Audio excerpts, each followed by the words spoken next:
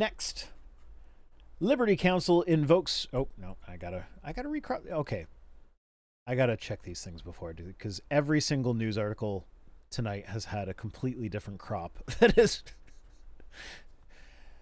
because like if I just show the whole browser window, it gets too small to read.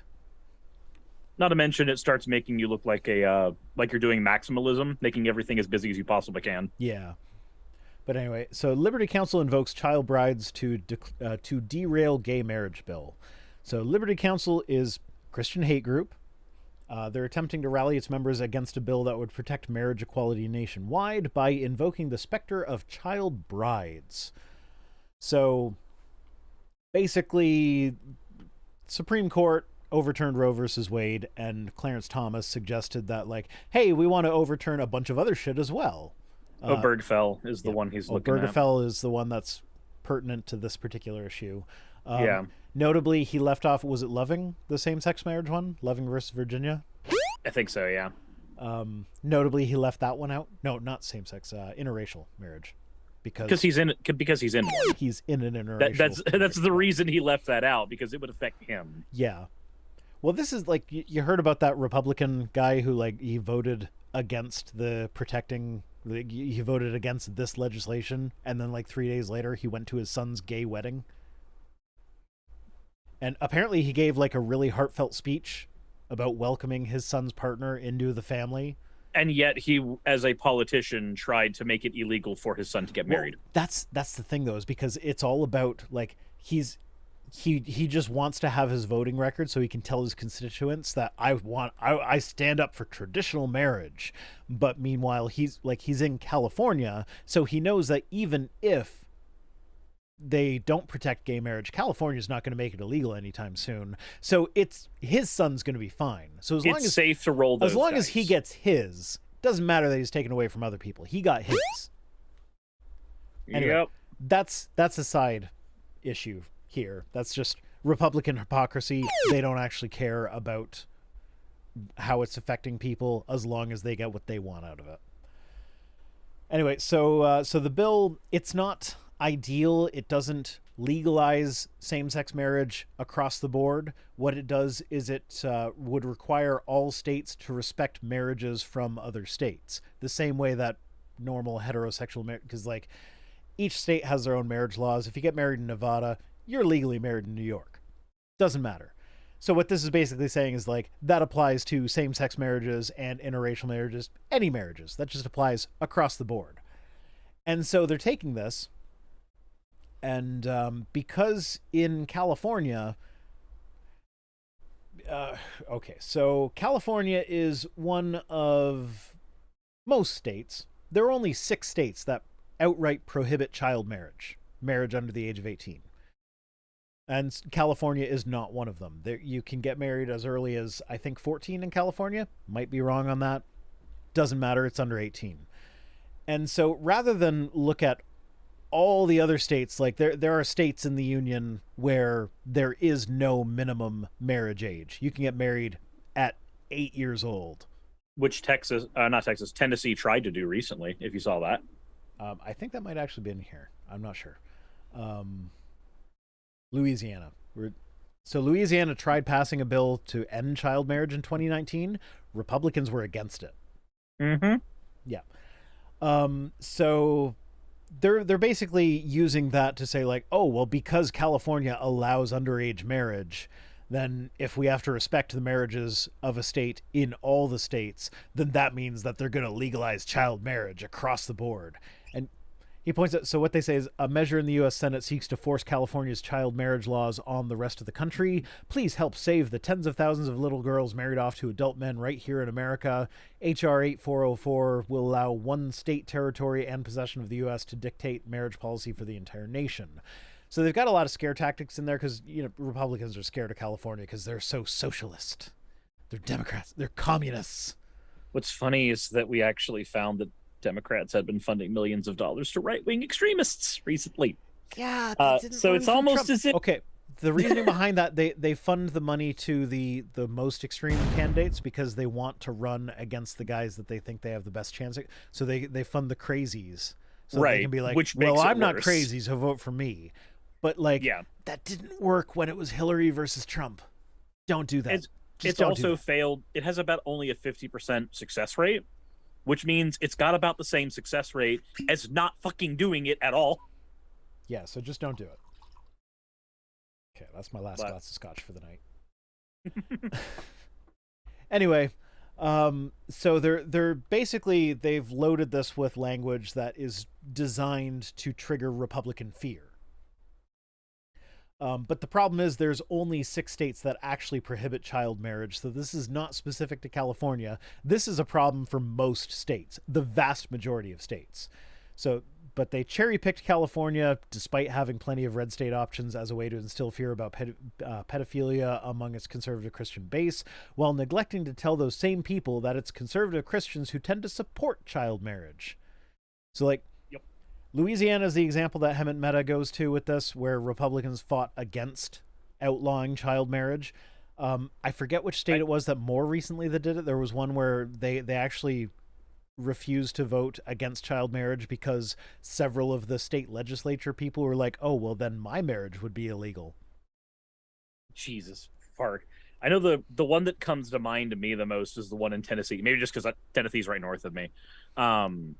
But in Tennessee, what ended up happening is they tried to create a separate kind of marriage that was uniquely special because apparently the type of marriage that could now encompass gay people, the sanctity of marriage had been ruined. So they needed to make a super special, awesome, different kind of marriage. They wanted to make marriage too, unironically. And in the actual legislation for marriage too, they forgot to put an age restriction. And when one of the people who penned and signed on that bit of legislation, when he was asked, he was like, he didn't say, oh, that was a mistake, we'll fix that. He was like, well, no. He basically gave the answer that it was more of a feature, not a bug. And I'm like, don't tell on yourself. Stop. Yeah, so the Louisiana bill, they were basically saying that it's better for a 16-year-old to be married and pregnant than single and pregnant. It was like, if a 16-year-old is pregnant, getting married doesn't solve the actual problem. No, it doesn't. That makes it worse. And then evangelical communities were saying that younger girls make better spouses. Excuse me. Sorry, that's the scotch burping at me. So evangelical communities are pushing for child marriage between girls in the mid-teens, so like 14 to 16 kind of age range, with men in the mid-20s and older. And they're saying that younger girls make better spouses because they are blank slates and can be more easily molded to serve their future husbands better. That sounds like grooming to me. Yeah, that's fucking grooming. Is. That's grooming. That's exactly what it is. And yet, in a great amount of protection, who are right wingers right now saying are groomers primarily? Gay people. Yeah, get anybody from the LGBTQ. They are calling groomers. Anybody that tries to educate a child on, hey, gay people exist and that's fine. You saw a man and a wife kiss in this one movie? Cool. Sometimes it's a man and a man.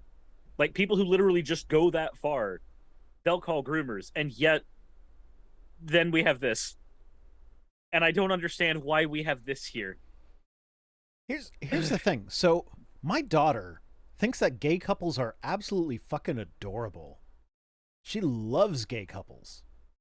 Like, we're watching Stranger Things right now, and towards the end of season 2, she's like, okay, so Lucas has Max, Mike has 11, so Will and Dustin should date. And I'm sitting here like, I've seen season 4, so I'm like, oh, honey, they kind of get to that. Not with Dustin, but so I don't want to spoil it for her. But yeah, but like she absolutely loves gay couples. She thinks they're adorable. And it's like, I don't think she's gay. She's still young enough that it's hard to tell, but I would not be surprised if she was just completely asexual. But like, it could also be that, puberty just hasn't taken full force yet. Like, she's 13. Like, it's the age where, like, she could be, like, totally into boys and, like, oh, they're all cute and everything. Or she could just not have hit puberty yet and so is not interested in anything. I don't know. Scott in your chat just went Vice daughter is a shipper already. Oh, yeah, absolutely. Yeah, Pernia in my chat. Pernia is the one who did the artwork of us together. Just said, yeah, we fangirl phase. Yeah, no, she loves like picking out, like, in the Harry Potter franchise, she ships Sirius and Remus. I think most people do. Yeah, I'm actually 100% certain most people do. she loves the idea of them as a couple, and I can't say I blame her, but it's like that's not really affecting her sexuality. It's just like that's a normal thing to, like, look at a couple and be like, oh, that's a cute couple. And it, like, it's it just doesn't like matter. people can watch. It's like when people are watching The Owl House. You don't have to be gay to recognize that, like, relationships in that show are cute. You know what? I've never seen Brokeback Mountain. I avoided Neither it. have I. I avoided it when I was a Christian because I was like, oh, it's a gay movie. Ah. And everybody says it's really good, and I kind of want to see it now, but I've never actually gotten around to watching it. I need to actually watch it too because I've also not seen it. Because I actually really love that when they have gay couples in modern media, because it's like it's been so saturated with straight couples throughout history. It's like we need some normalization, like the Buzz Lightyear movie where, like, there's a single kiss. yeah, but it's a whole, like, yeah, there's the single kiss moment, but the whole time it's like obvious that they're in a relationship. We know that she's a lesbian, and it's fine, and it's just normal. Same thing in Doctor Strange as well. Yeah, if you ever, yeah, because there's a gay Multiverse of relationship in Madness. Multiverse of Madness. She's got both her mums. Yep. I would like to see more, like, main character romantic relationships be gay or whatever, but it's like I'm fine with them promoting that. Even in so I have a sad story about this one, and I've said it to my chat. I don't know if I'll say it here, but there's a incredibly prominent gay relationship that was in the Fantastic Beasts series, Dumbledore and Grindelwald. In the final film, it gets hard confirmed. He just goes, "No, I loved you. I was in love with you. That's why I stood by the wayside when you were going through your, like, white supremacist shit. Like, I stood there because I loved you. I wanted you to get better, but you didn't." Like, that may be a crap movie, but that was a major thing in that movie. Yeah. I would love to see more movies where it's like it's not promoted. Like, one of the problems is a lot of the, like, gay movies are like indie films that don't really take off or whatever. I'd love to see more mainstream movies where the main character is in a gay relationship, and it's just like they don't make a big deal out of it. That's just the way it is. I would love to see that. I think that's what needs to be happening going forward, because, like, I'm not sure if you've seen The Boys yet. No, I haven't. Okay. So I'll say this in the least spoiler way possible then. If you had planned. I'm not sure if I ever plan on watching it, so spoil away. Okay, so spoiler alert for my chat, spoiler alert for your chat then. If you don't want spoilers for The Boys, there you go. But here we are. So in The Boys, there's a character named Queen Maeve who is bisexual. She is not known to be bisexual by her superhero team at the beginning because the leader of their team is incredibly homophobic. He's just a problem. He's also very possessive, and they used to date, and he's literally killed people she was interested in at one point, so she tries everything in her power to hide the fact that she has a girlfriend named Elena. But at one point, it gets let out that she has a girlfriend. And instead of going and killing this person, because it's public knowledge at this point, the company that owns this, because in that world, superheroes are owned by a corporation.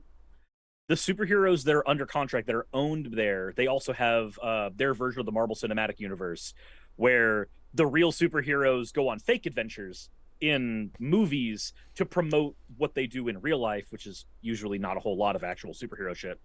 But when they find out Queen Maeve is gay, the way that Homelander, the superhero counterpart, the Superman counterpart in that show, the way that he attacks her, instead of attacking her partner, he makes you've seen Hunger Games, right? Or read Hunger Games? Yeah. Do you remember what happened with Peeta and Katniss, where they had to go on the entire fake relationship campaign trail? He makes Maeve do that, but with her actual girlfriend, to the point where her girlfriend ends up breaking up with her because she is so sick and tired of being thrown into the public eye. And then the movies, because in canon there's the movies that Vought makes. In the movie, they give her the cringiest dialogue for a gay person, where she'll like grab somebody and go, "No, you don't understand.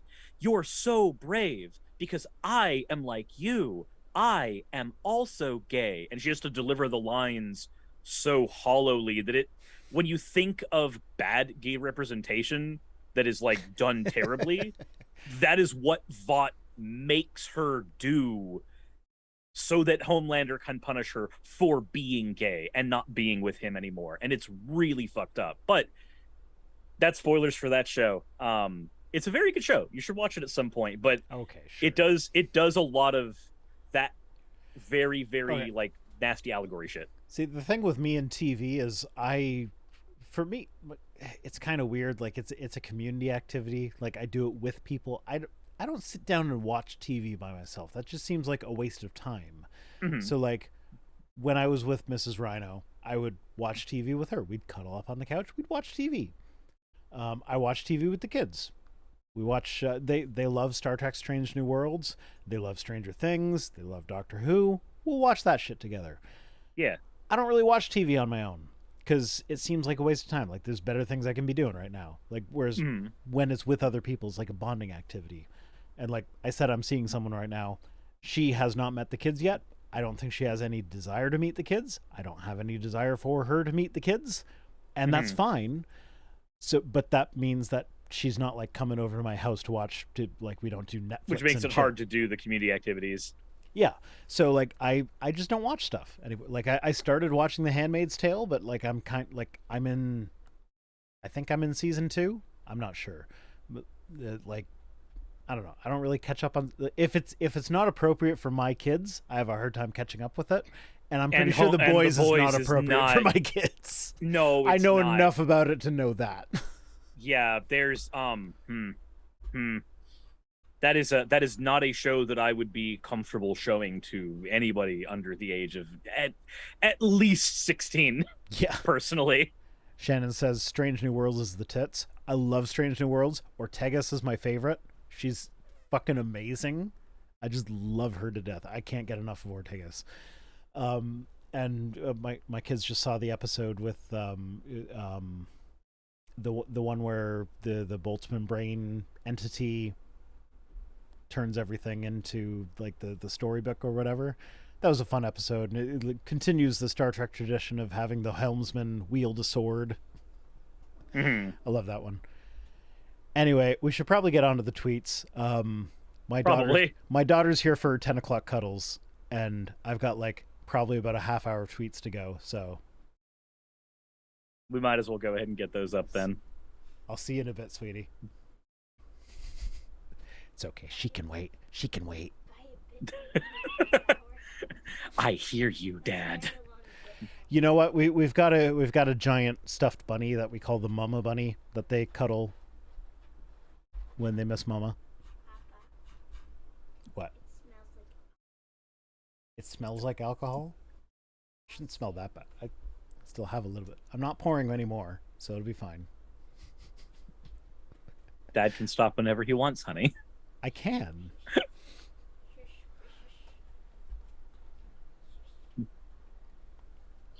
RCOT in my chat. I actually don't like being drunk. So, but it's a coping mechanism. I always just get like just shy of being drunk.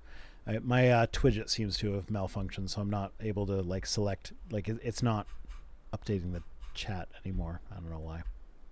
Twidget is the thing that I use to like show the chat messages. I don't know why it's not working.